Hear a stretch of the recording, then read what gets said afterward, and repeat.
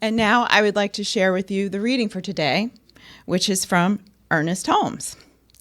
And he says, "The power of choice with which man has been endowed is either his greatest blessing or his greatest curse. Properly understood, it can lift him to the heights. Misunderstood, it can drag him to the depths. He is free to choose anything which he wishes, but he must accept the responsibility of his choices, because an inexorable laws will create his experiences according to his choices." And so it is. So it is. So for those of you that do not know the Reverend Dr. John Waterhouse, he is the co-founder of the Asheville Center for Spiritual Living and was the first president of the Centers for Spiritual Living when we combined and got our act together and brought our forces back together again from the International and the United. And he is just a wonderful man. And so we are blessed today. Please welcome Reverend Dr. John Waterhouse.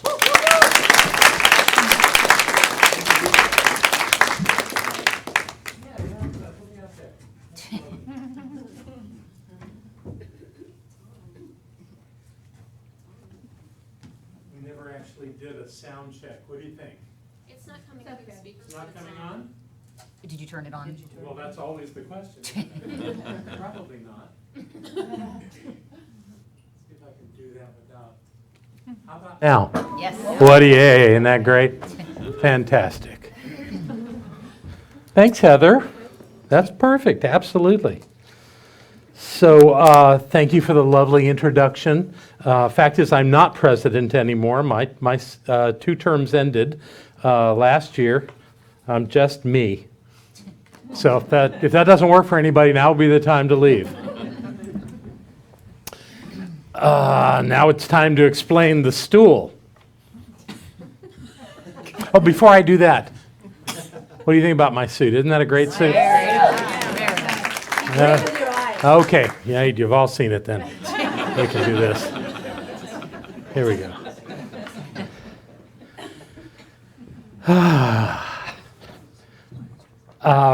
First, I'm sitting on the stool because 3 weeks ago I had spine surgery. I know, and I have this pejorative nerve in my left leg that gets a little cranky when I'm standing too long. So I thought it best to not fall over while I'm up here. The next thing I want to tell you about is the stool that I'm sitting on. Has anyone here ever heard of a man named Dr. Willard Fuller? Yeah, this was Willard's stool. Yeah, he was a faith healer. And he passed a few years back, and his wife honored me by giving me his stool that he taught from for years. Let me tell you a quick story about Willard Fuller and the first time I met him. This was in 1980, probably 84. When I was in Miami, Florida, he was invited to the Center for Positive Living in Miami.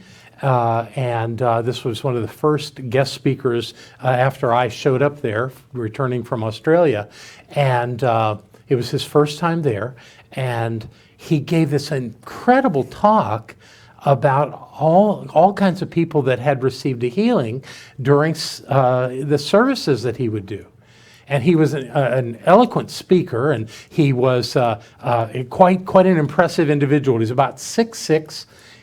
He had a white beard, white shoulder-length hair, spoke with a Louisiana accent, and was ordained by the Baptist Church. Right.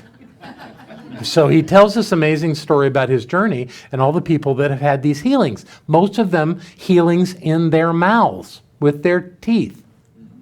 Right. Weird. But I, like everyone else, listened intently, was fascinated with this gentleman, who at the time was probably in his 80s. And what he did was he had us come forward, and he placed his hands on everybody's jaws. And as he did, he said, "In the name of Jesus, be thy every whit whole." Okay.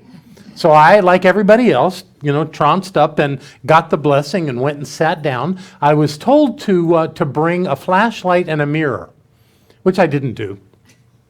But the lady sitting next to me had brought one, and before it all started, I explained to her that I had only one cavity in my mouth. I was good. I wasn't looking for healing, didn't need it.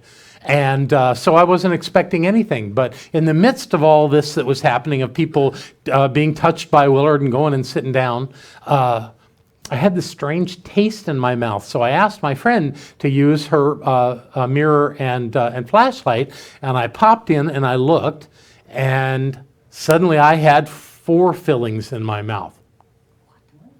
I had 4 fillings in my mouth. I had had 1. And I knew when I got it, I was 19 years old when I got it. And now I had 4. So I started laughing with my mouth wide open with a flashlight going, ha, ha, ha, ha, ha, ha. I was not the only one that was being giddy in the room. Lots of people were freaking out because things were happening all over the room.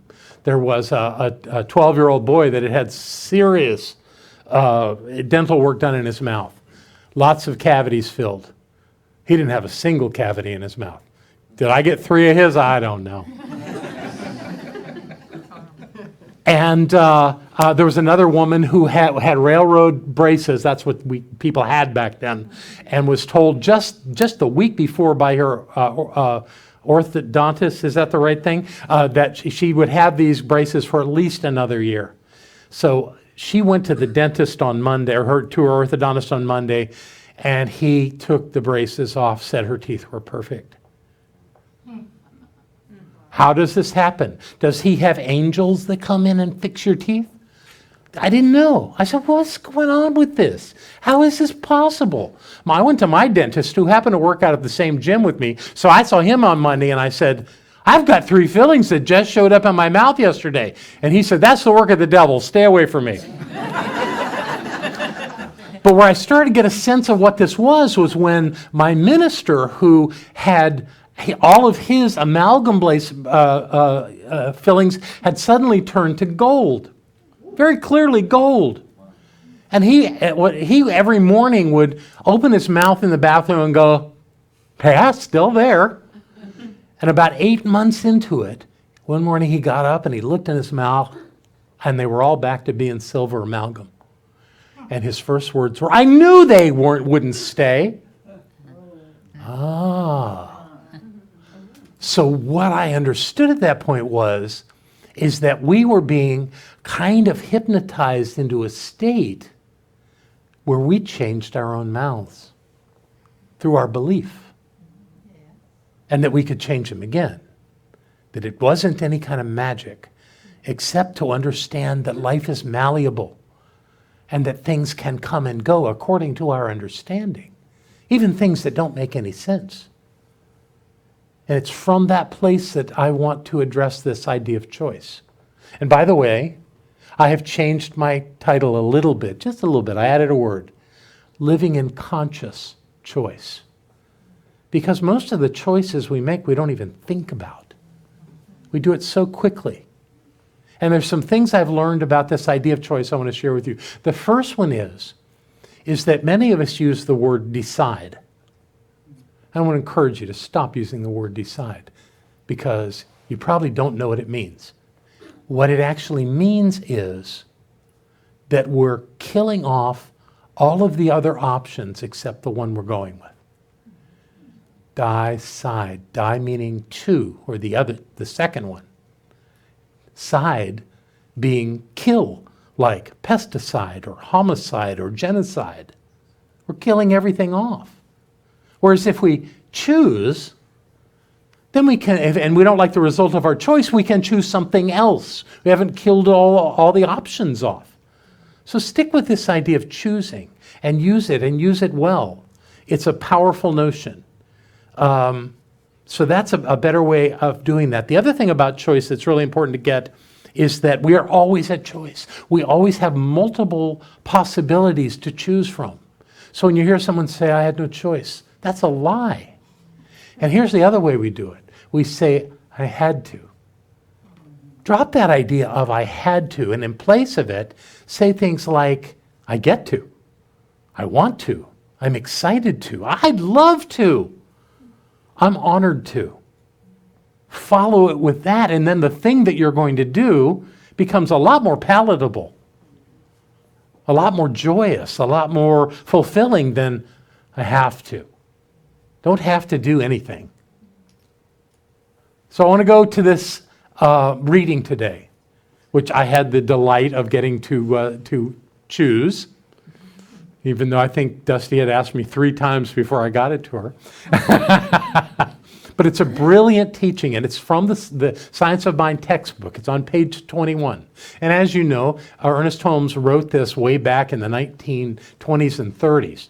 So it doesn't use our daily language like we would be more comfortable with. So, of course, I'm going to give it back to you again, and I'm going to change the language a bit so we can actually personalize it and make it work for us. So here's how it goes. The power of choice with which we have been endowed is either our greatest blessing or our greatest curse. The power of choice with which we have been endowed is either our greatest blessing or our greatest curse. Properly understood, it can lift us up to the heights. Misunderstood, it can drag us to the depths. We are free to choose anything we wish, but we must accept the responsibility for our choices, because inexorable law will create our experience according to our choices. And just to be clear, inexorable law means that it is unstoppable, inescapable, and relentless. The law is relentless. If you give it something by making a choice, it will give you the result of that in your life. And why is it that we make choices and then we don't like what happens? How could that be? What's the distinction between a choice that we make that really works out well and a choice that we make, this is being live streamed, right? That sucks. What's the distinction? Why would that happen? Well, to get there, you got to address it backwards, because you don't always know. Many of the choices we make so instantly that it's reactive, that it just comes out. And there it was. It went. It's a choice. And suddenly something's coming back. Sometimes choosing to say something to someone, a judgment perhaps, suddenly offends somebody and they walk away mad, or you're going to have to work it out, or you don't have that friend anymore, just as an example. So how do we back out of this so that we avoid these things? Well, it's actually not a learning process. It's an unlearning process. We have to unlearn a lot of the things that may have seemed to work for us in the past but aren't working anymore. And when we're faced with anything in our lives that is a struggle or a difficulty, we have to know that we were in charge of that we made that happen. Here's the way to know that it's us. 99% of everything that happens to you in your life came from a choice you made. 99%. Why am I giving you a 1% out? Well, I've studied that. I've worked on that. I've looked at that. I've looked at things like the economy. I don't believe that there's an economy unless you buy into it. Or a job market. And although the job market is really good right now, when it wasn't so good and someone's looking for a job and they go, oh, the job market's not good. And I go, wait a minute, you're only looking for one job. What's this market thing? You only need one job, so go get a job. You can do that. But if you buy into the idea that there's something bigger going on and that you're in effect of that thing, that's a lie. You're not. It's all up to you. I've got a nephew. I guess it's a nephew-in-law because he's really my wife's nephew. And what he demonstrated to me so clearly, he lived in Central Florida and wanted to move to the mountains. His wife didn't want to move, but he did. He was so excited, wanted to come up and live in Asheville. And he said, I'm going to do whatever I need to do for that to happen. And he had a good job in Central Florida. He was well educated, had two majors, a degree of science, and was perfect for this work that he did in that industry of whatever it was he was doing with testing water. Or even earth samples, I think his company tested. And he came up and said, I'll clean toilets to live up here. I want to live up here. And his wife's back there saying, I don't know. I got a good job in Florida. I don't know that I want to leave. But he was sure.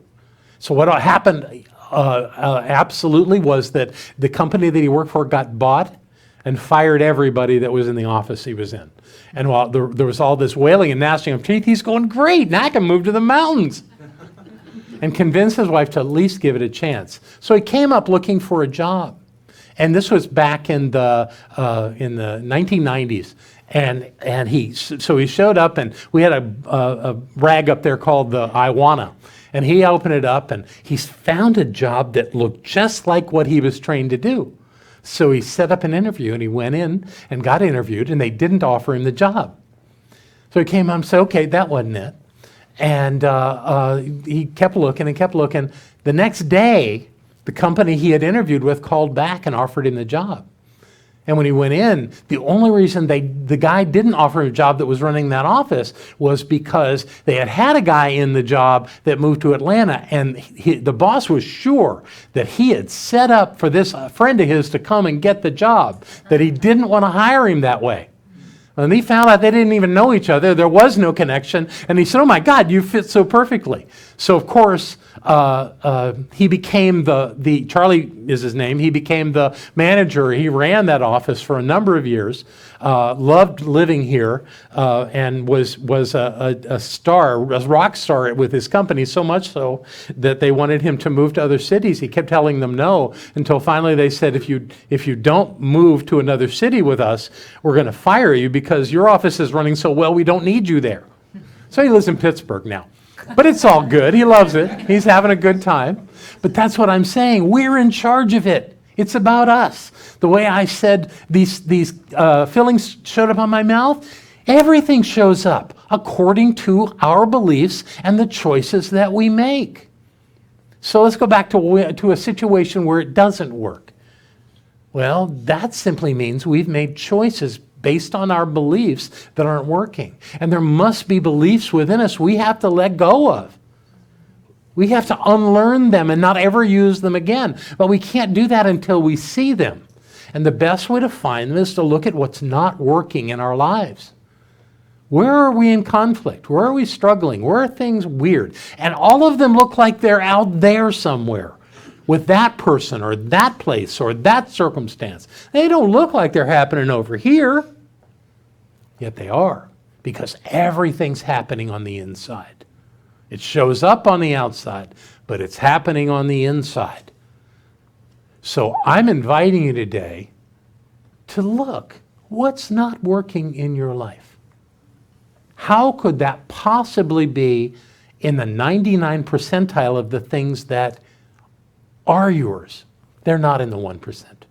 Let's go back to the 1% for a minute. In my research, I found only one thing that possibly could be in the 1%. It's when someone we love dies. Not when they leave us. That's still in the 99%. But if they leave their bodies and leave this expression, that's in the 1%. And that's where we learn to grieve. That's where we learn to adapt to life without them. Not easy, doable, but that's the only thing I can find. Everything else is in the 99%. Everything, even the weather. You want to hear my weather story? I'm living in Sydney, Australia. I'm in a spiritual community that has all their activities during the week. We get the weekends off, and I'm on staff there, and I'm having a great time. And all of us get together to go out to a beach outside of Sydney. And I'm all for it. I love to go to the beach. So we're all meeting in downtown Sydney at, 7 o'clock in the morning. And it's pouring. It is just coming down in sheets. But we all get down there and we climb into these couple of vans and we caravan down. There are no freeways, or there weren't in the 1980s when I lived in Sydney. and we're just going down this 2-lane highway and working our way, and it's pouring, and it's just, I'm going, is this going to ever work? But everybody's so excited we're going to have a great day at the beach. So we pull into a little parking lot, and it stops raining. And we all get our gear out of the car, our picnic lunch, everything, and we hike down this path, and it's so beautiful. There's all the water glistening on the plants, and if you know anything about Sydney, they have none of the plants or trees we have here. Everything is different. It's like being on a different planet. It's like Avatar. It's all different. But it's beautiful with the glistening, the sun's out, glistening all, and we're walking down this beach, and we get down there. It's a lovely beach. And we get to play and swim and have a wonderful picnic lunch. It's just like a perfect day. Ooh, God, it was great. At the end of the day, we pack up, we go back up, we get in the vans, we pull out of the parking lot, and it starts coming down in sheets, the rain. And I look at these people and I said, how did that happen? And they all said, we did that. You did that? Yes, we did that. Wow. So since then, I know how to do that.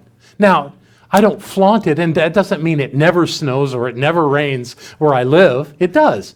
But there are many times where people will call and say, it's snowing. How is it over there? I go, it's great. It's beautiful. Come. No problem. You know, and you've probably heard of stories of groups of people being out treating or praying for a hurricane to turn, and suddenly the thing turns, and they take credit. Great, wonderful. What else? All kinds of things like that happen. And we have the ability to do it. What about crime? Control over crime? Absolutely. The TM people will show you that. They'll go to a city and set up this thing, and they'll start doing what they do with their meditation and their chanting and all of that, and the crime rate will plummet in an urban area. They've done it time and time again. So that's all in the 99%. 1% is that one thing. So how do you do it? What do you do about the 99% and the stuff that's not working? You become aware of it. You take charge of it. You claim it. You understand that it's really you. It's really about how you believe your life. Hidden beliefs for sure. But when you sit and look at it long enough, that belief will show up. Here's an example of that. I've recently known of a man who was really good at making money. He had a fat 6-figure income. But he lived like a pauper. He lived in a little 1-bedroom apartment. He drove an old car. How can that be with that kind of money? Well, when he looked at his life with the help of a teacher, he saw that he squandered it, that he made bad investments, that he gave it away, he lent it to people, never getting it back, that his big money just dissipated all the time. Why would that be? Well, it came from his mother. He learned from his mother that rich people were bad, that having money was an evil thing. And his mother taught him that through his entire childhood. And he carried it not as an active thought, but as a hidden belief that he should never have looked like he was rich, that was not okay, that he would not be good, not be healthy, not be happy if he had money, if he was wealthy. So how did he resolve this? He found the problem. He understood where it came from. How do you just turn that around? Because his mom was still alive, and he loved his mom, and he didn't want to let her down. Well, one thing that his mom loved was coming to the beach down in Miami. And I know about that. I'm from Miami. So he bought a condo with some of that big money he was making. And he had his mother spend half the year in that condo. He sent her down to the place that she loved to go. Suddenly it was okay for her son to be rich. And it only took him 2 years to become a millionaire. Now, if he could do that way, we could do whatever we set our mind to. But we must unlearn those things, those beliefs, so that we make choices based on healthy, loving, powerful beliefs in our lives, so that we see who we are and that we live from that knowing. The teachings of the science of mind are the most powerful thing I've ever known. They teach us that we are God beings. Not that we are created by God, our bodies are, but that we, the essence of who we are, the beingness that we are, is divine and perfect and whole. Which means we can play the game of life any way we choose. And perhaps in doing that, we can learn to do it even better. Learn to do it better and better according to our beliefs and understanding of life, which all of us have to clean up because no one of us is done understanding life. And the biggest part of life is not learning new things. It's unlearning those old things that don't serve us anymore and moving into the best of us. One of the great teachings that comes from the Christian Bible is, be still and know that I am God. I changed that a little bit. Be still and know that all is God. And when we can understand life that way and accept our place in the divine order of life, we can have it all. I hope that serves you today. And I would invite you to join me in a treatment now. So if you would, centering yourself in this knowing, living from this absolute understanding, I know that we release that no longer serves us. We release the hardships, the heartaches, the difficulties, the challenges, the confusion, the fear, and move into a greater expression of life, that place of absolute knowing, of confidence and clarity, where we are centered in the truth of Spirit, that all is God. And with that knowing, we accept our divine right